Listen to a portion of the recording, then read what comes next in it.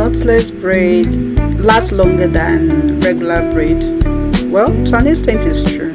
So the first process, we divide the hair into 3 and we grip each side and use the index finger underneath the middle and grab the one on the left, and repeat the same process on the other side.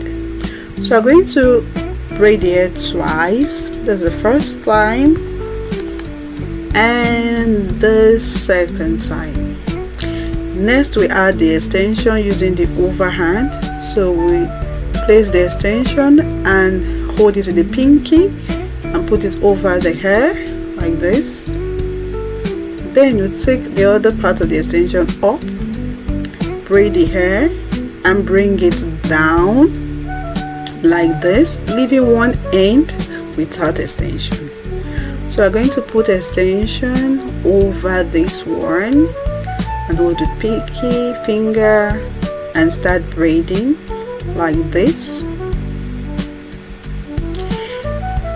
And we braid. We're still going to take the other side up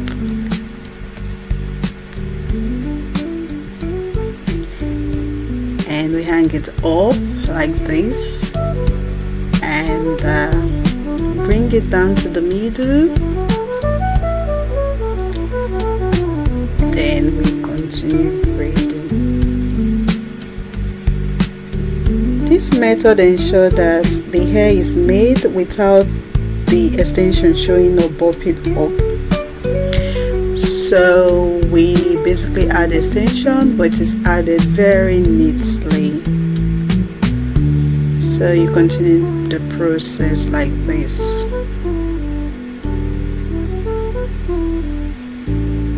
So at this point you don't need to hang up because you've got into a particular length. So you just add your extension.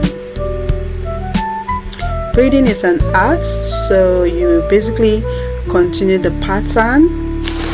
It's an art of pattern, so you repeat the pattern over and over again. So until you get to the desired length. Have you noticed whenever you make hair, maybe as a beginner, you see the hair kind of rise up, like puff up with pride? This is the reason. You see this particular part, I took it from the bottom, the middle part, I took it from the bottom and I started braiding. Look at the final results. If you do this, the hair will not lay flat. It happens a lot to me when I started braiding. The other one is flat, but this one is not. This is the proper way. You divide the hair vertically or triangularly, but the main important point is to focus on the middle. The middle should have a flat top. It should have a flat top like this. That will ensure that it keeps the hair flat after making it or even adding extension.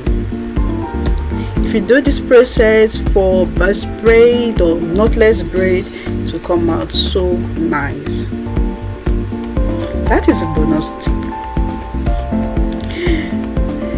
So you continue braiding and your braiding skill will top to the next level.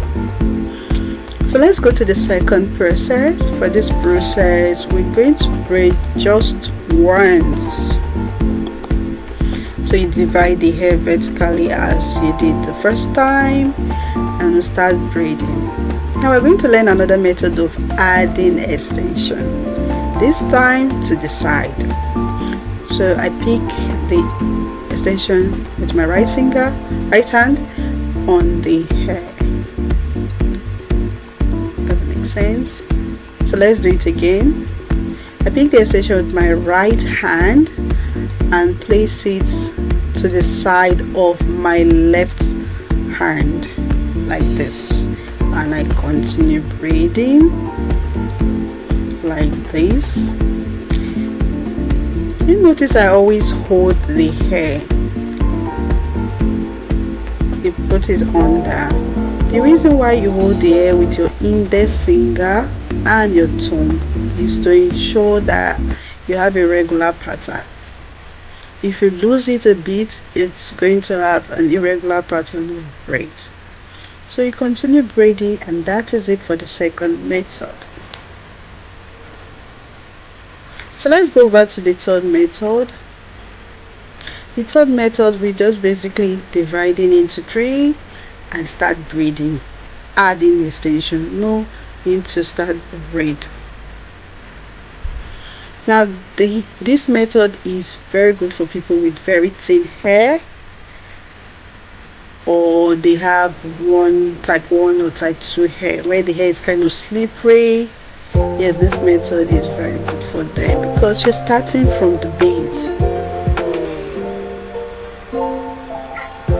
So while the first method is good for people with very thick hair, although some braiders use any of the three methods they feel like using, but here are the three methods.